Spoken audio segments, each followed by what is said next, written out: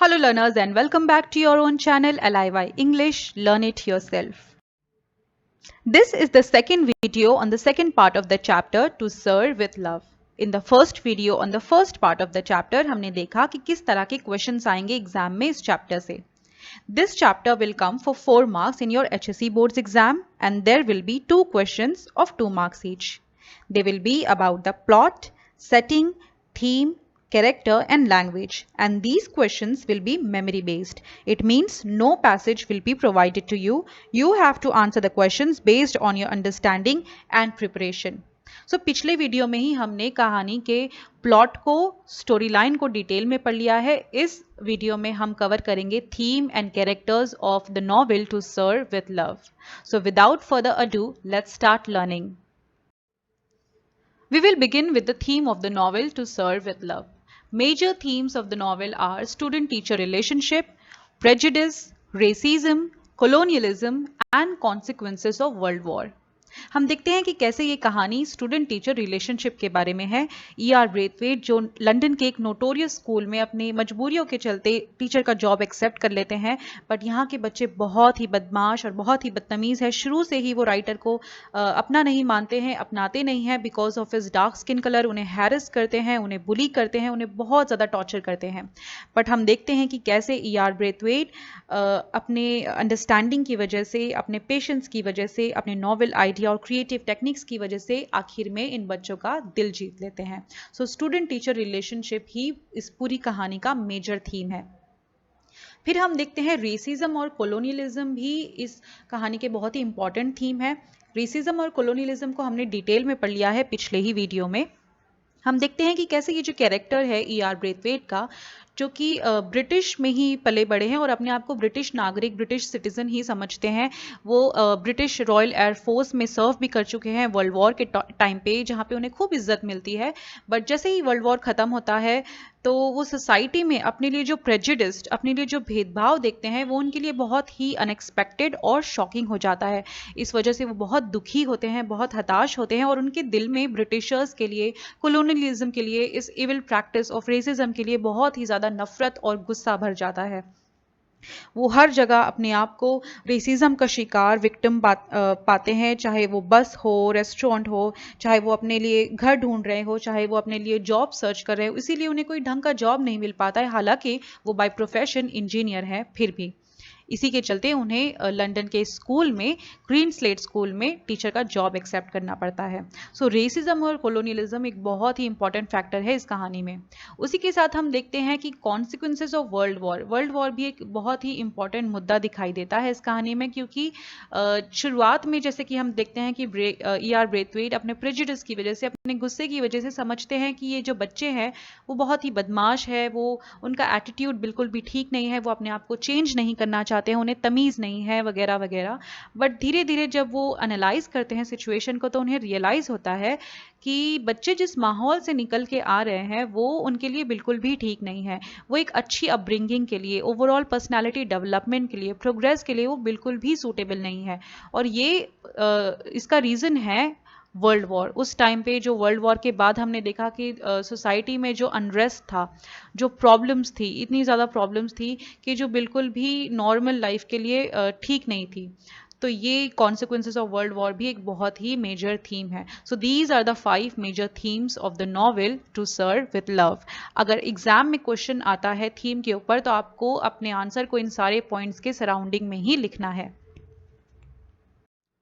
Now, one thing you have to keep in your mind, learners, कि theme of the extract is different than the theme of the novel. अगर theme of the extract के ऊपर question आता है तो आपको अपना answer थोड़ा और स्पेसिफिक लिखना है. यहाँ पे आप ज़्यादातर अपने आंसर में फोकस करोगे हाफ ईयरली रिपोर्ट के बारे में, जिसके बारे में हमारा चैप्टर है. हमारा जो चैप्टर है 4.2 वो पूरी नॉवेल नहीं है टू सर्व विथ लव. वो पूरी नॉवेल का सिर्फ एक चैप्टर है, 17th चैप्टर है, जहाँ पे E.R. ब्रेथवेट हमें उनके स्कूल में होने वाले इस फॉर्मल ओकेजन के बारे में नरेट कर रहे हैं. तो हमें हमारा आंसर लिखना होगा स्टूडेंट टीचर रिलेशनशिप के बारे में.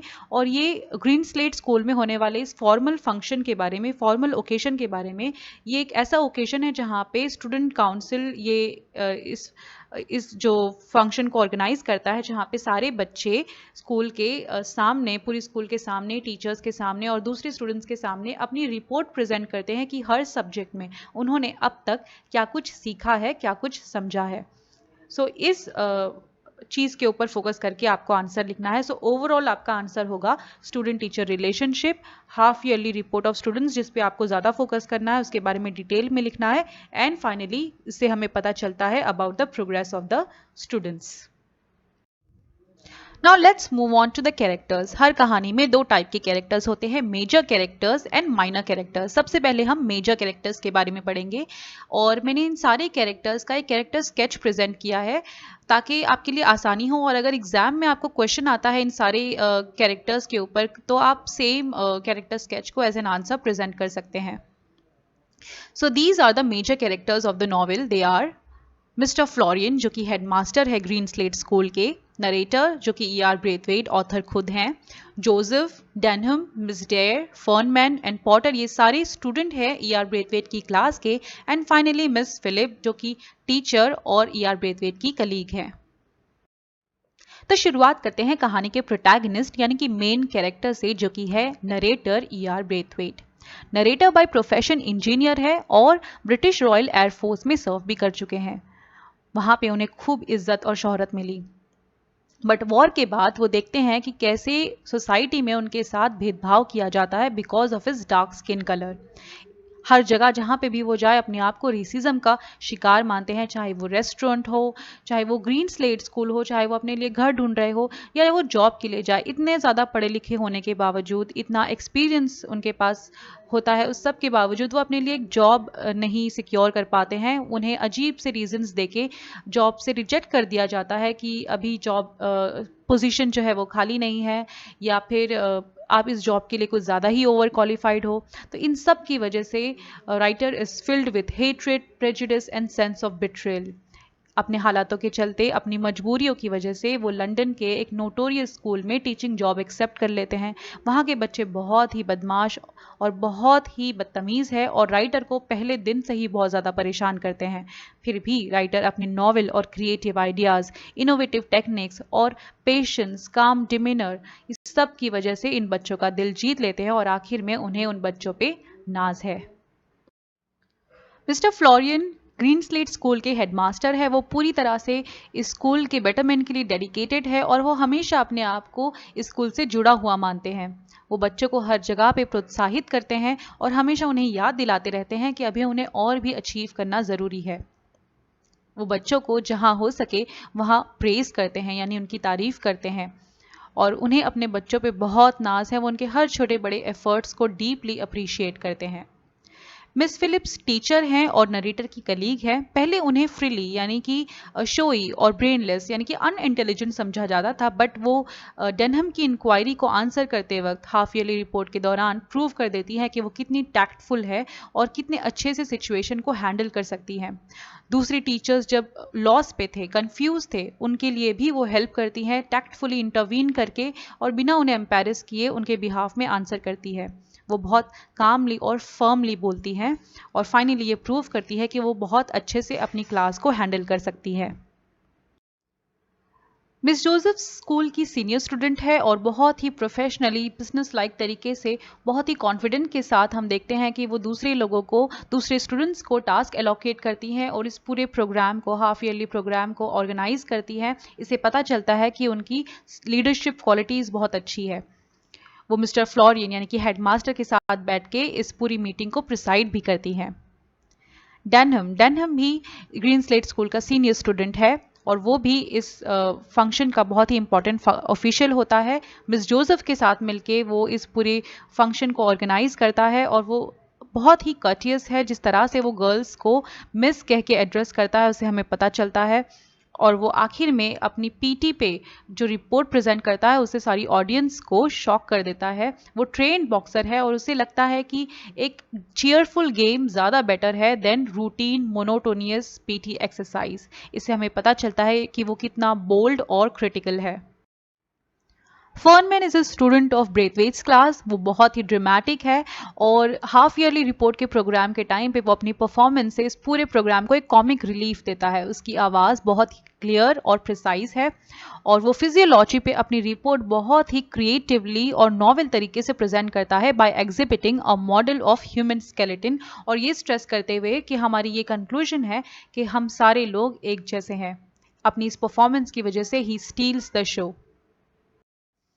मिस डेयर भी ईआर ब्रेथवेट की स्टूडेंट है। हाफ ईयरली रिपोर्ट के टाइम पे she spoke about the problems जो हम सारी ह्यूमैनिटी को फेस करना पड़ता है, be it in terms of sickness and disease, और वो बताती है कि कैसे हम फ़ायदा उठा सकते हैं एक दूसरे की नॉलेज का by giving each others advice and help. हर contribution was something of an anti climax. फर्मेंस की इतनी स्पेक्टेकुलर परफॉर्मेंस के बाद उनकी परफॉर्मेंस थोड़ी डल थी और वो उन्होंने रियलाइज़ कर लिया, बट फिर भी she continued her speech confidently. Now let's move on to the minor characters. They are Sapiano, Potter, Miss Dodd, Miss Peck, Jackson, and all these are the student of E.R. Braithwaite, and Mr. Weston, who is a teacher and colleague of E.R. Braithwaite.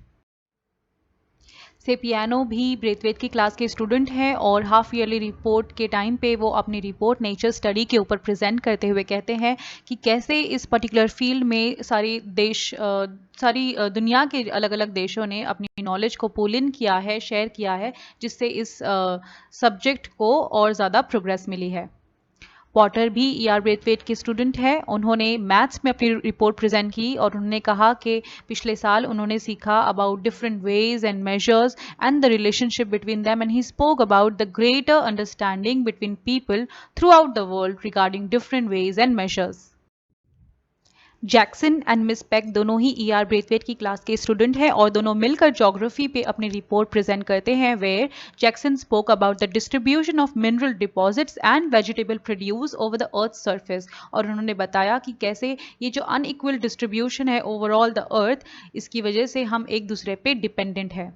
Miss Peg spoke about human relationships, stressing the problems facing the post-war, कैसे war के बाद जो हमारी society है वो basic needs के लिए जूझ रही है, स्ट्रगल कर रही है। She referred to the thousands of refugees, stateless and unwanted people.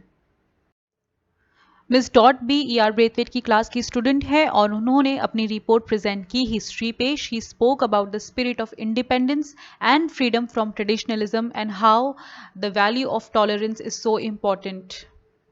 Mister Weston जो कि टीचर हैं और कलीग है ईआर ब्रेथवेट के, दूसरी दो टीचर्स के साथ उन्हें भी चूज किया जाता है randomly to answer the questions raised by the students in their reports. However हम देखते हैं कि वो सक्सेसफुली इन बच्चों के सवालों का जवाब नहीं दे पाते हैं, वो बहुत कंफ्यूज दिखाई पड़ते हैं और बच्चों के इस ब्लंट और बोल्ड क्रिटिसिज्म के सामने वो कोई भी सेंसिबल आर्ग्यूमेंट प्रेजेंट नहीं कर पाते हैं। वो इन सवालों से बच के निकलना चाहते हैं किसी तरह बिना सेटिस्फैक्ट्री आंसर दिए।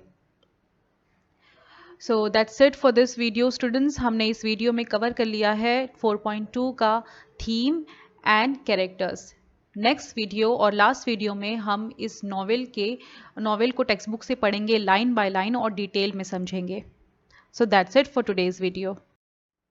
I hope you enjoyed learning with me. If you did, give this video a thumbs up, share among your friends and subscribe to the channel. Thank you very much.